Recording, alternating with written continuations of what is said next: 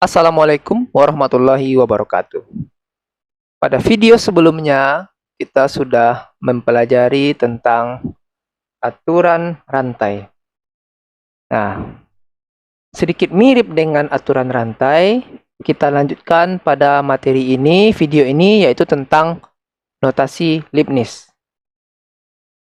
Di notasi Leibniz ini, ya, ada berbagai macam bentuk ya. Di sebelah kiri ini, ya, kita lihat jika kita mencari turunan fungsi Y terhadap X, itu kita namakan dy per dx. Dapat kita uraikan menjadi dy per du dikali du per dx. Nah, sebelumnya kan di aturan rantai bisa kita gunakan seperti ini ya. Nah, pada notasi Leibniz ini, kita bisa perluas konsep tersebut menjadi dy per dx itu menjadi dy per du dikali du per dv dikali dv per dx. Dan begitu seterusnya. Seberapa banyak kita menguraikannya. Nah, di kolom yang sebelah kanan ini kita dapat melihat ada aturan turunan dan ada aturan diferensial.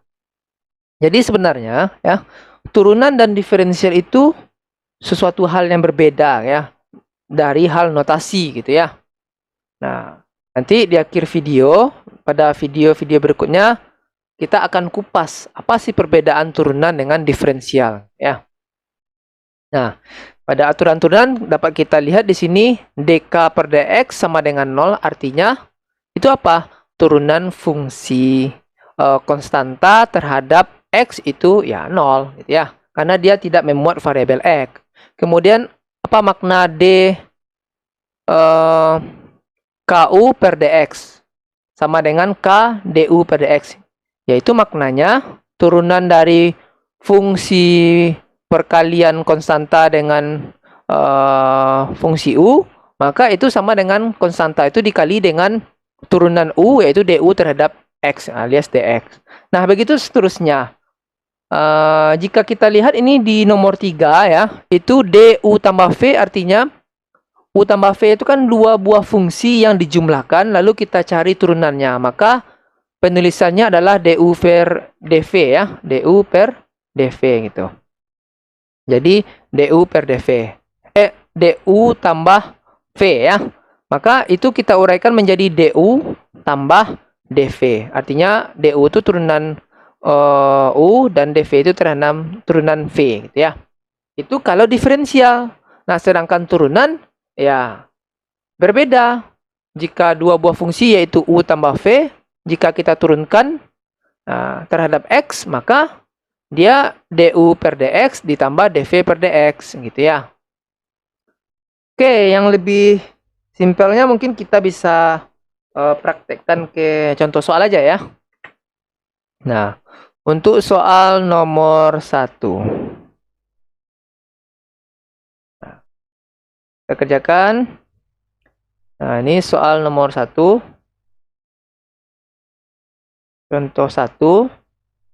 Ya. Carilah dy per dx jika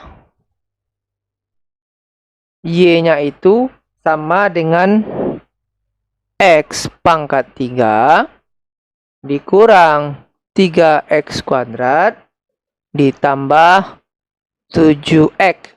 Ya, kita jawab. Nah, cara kita mengerjakannya bagaimana? Itu kita buat dy per dx sama dengan yaitu sama dengan d per dx dari x pangkat 3 dikurang 3x kuadrat ya ditambah 7x. Nah, ini kita uraikan masing-masing ya. Nah, kita uraikan masing-masingnya, yaitu untuk yang ini dan ini Dan untuk yang ini lagi. Jadi ada 3 nanti penguraiannya. Bagaimana penguraiannya? Seperti ini. Jadi artinya D diferensial dari X pangkat 3 per dx dikurang D per dx untuk 3x kuadrat ditambah D 7x per dx. Nah, ini turunannya apa? X pangkat 3 terhadap X, yaitu 3x kuadrat dikurang turunan 3x kuadrat terhadap X, yaitu 6x. Sedangkan turunan dari 7x terhadap X, yaitu 7. Nah, itulah jawabannya. Bisa dipahami ya? Nah, kita lanjutkan kepada contoh kedua. Carilah dy dt sajalah ya, dt per dx jika t-nya sama dengan ya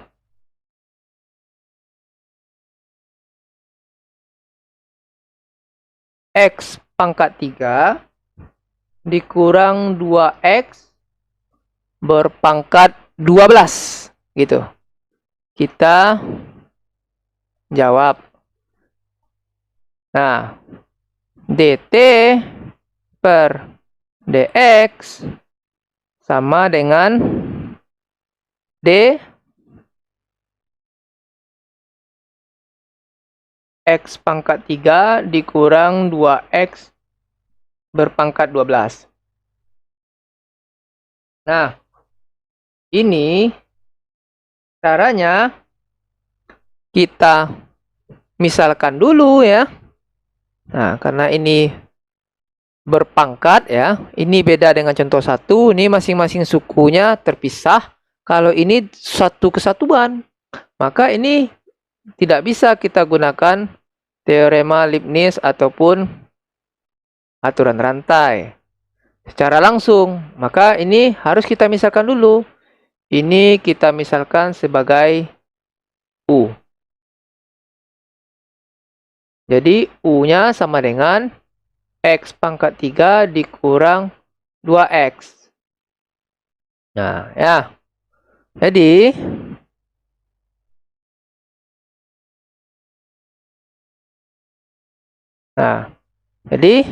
DU-nya kita peroleh apa?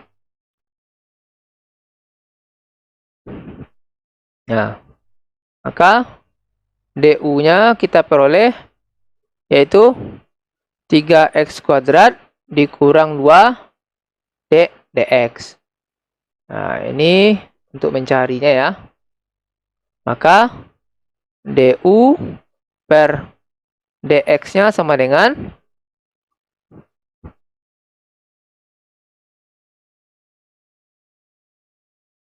3x kuadrat dikurang 2. Ya. Kemudian, nah ini kita sudah dapat U, DU. Kemudian, T-nya jadi apa? T menjadi U berpangkat 12. Maka, DT sama dengan DU 12 U DU ya.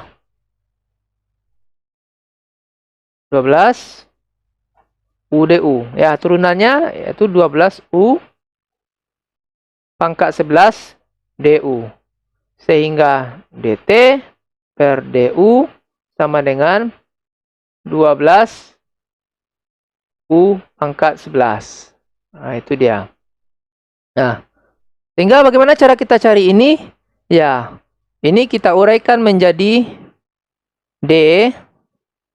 Ya, ini tidak benar lagi ya, tidak digunakan lagi ini. Maka ini kita ubah menjadi, nah, di DT per du dikali du per dx. Kita substitusi saja yang kita telah cari.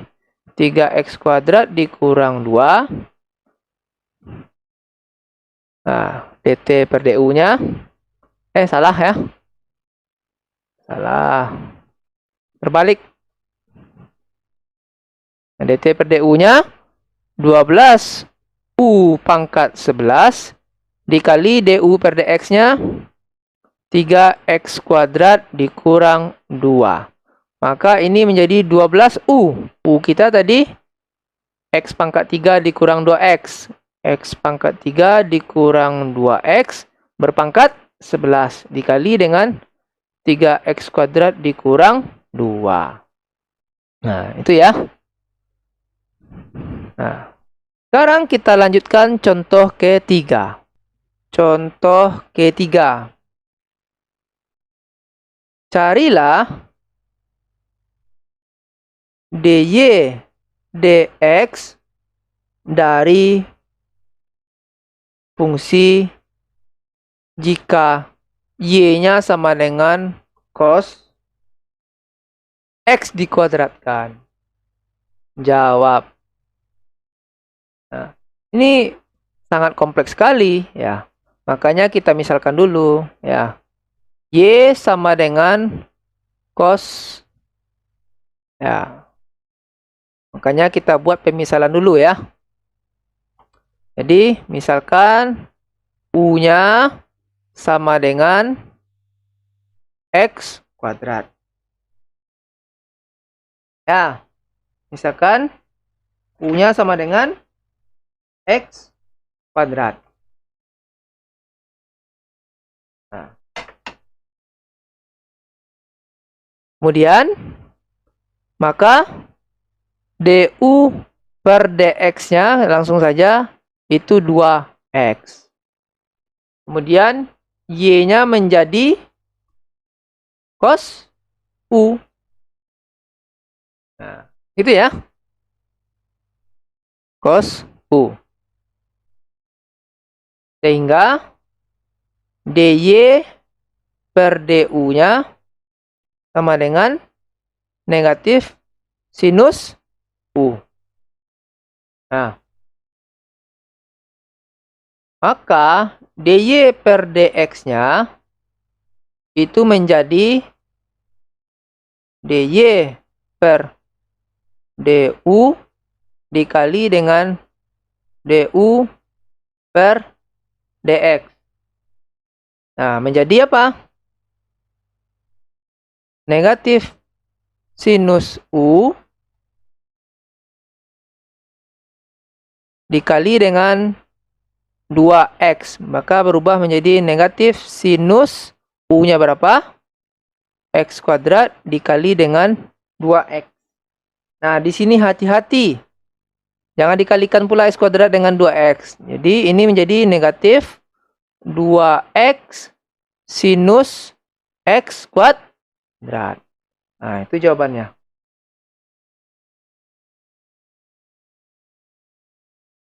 Nah, kita kerjakan satu contoh lagi. Contoh keempat. Carilah dy untuk samaan untuk fungsi cos pangkat 3 dari x kuadrat ditambah 1. Nah, carilah. Maka kita jawab.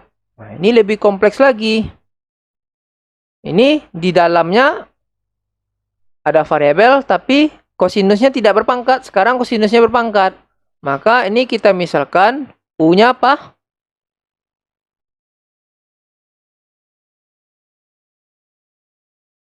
Jadi, nah, kita lihat dulu ya.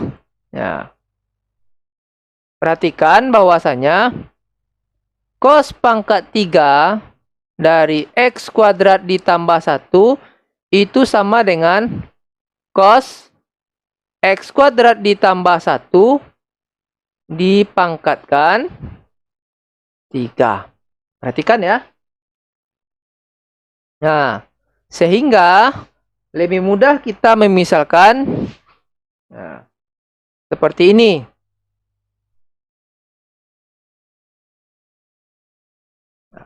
Y sama dengan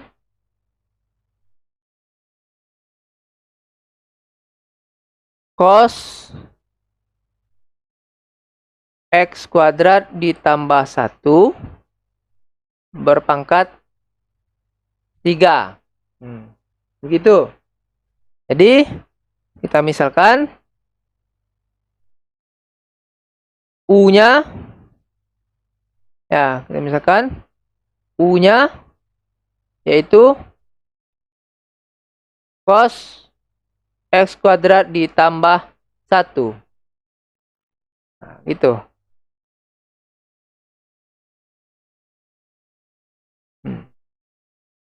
Nah, maka daripada itu jika Y-nya begini, maka DY per, ini X variabelnya berarti per DX itu sama dengan berapa? Salah ya. Ini kita perbaiki dulu. Maka Y-nya merubah menjadi, karena U-nya cos ini, berarti Y-nya berubah menjadi U pangkat 3 gitu ya. Sehingga DY per DU, kenapa U? Karena di sini U ya. Kenapa DU? Karena di sini U. Maka ini jadi turunannya berapa? 3U kuadrat. Nah, dari sini kita bisa peroleh juga DU per DX. Kenapa DX? Karena di sini ada variabel X. Maka turunannya, turunan dari ini berapa? Nah, ini tentu lebih kompleks lagi ya. Nah, maka tidak bisa langsung seperti ini. Kita misalkan dulu. Nah, ini menjadi U sama dengan cos V. Jadi, itu artinya V-nya itu sama dengan X kuadrat tambah 1. Maka dV per dx sama dengan 2x ya. Nah, sehingga ini jadinya du per dv berapa? Negatif sinus V. Nah, sekarang kita sudah memperoleh dy du. Sudah ada du dv, kemudian dv dx. Maka kita bisa menentukan turunan fungsi tersebut, yaitu dy per dx sama dengan dy per du dikali du per dv dikali dv per dx. Yang mana kita substitusikan menjadi 3U. Ya, 3U kuadrat. Yang mana U-nya tadi adalah ini. U-nya adalah cos X kuadrat 1. Cos X kuadrat tambah 1. Kemudian kita kali dengan du per dv, yaitu negatif sinus V, di mana V-nya adalah X kuadrat tambah 1.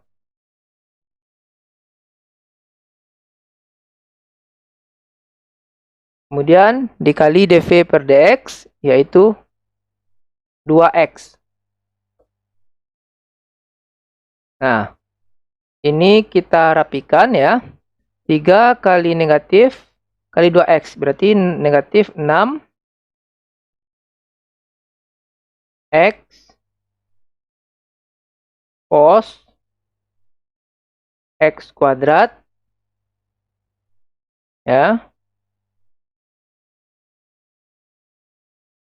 Ini tambah 1. Nah, ini ada yang lupa nih. Dia kan 3U kuadrat, ini baru U. Berarti ini harus kuadrat. Jadi ini kuadrat kali sinus X kuadrat tambah 1.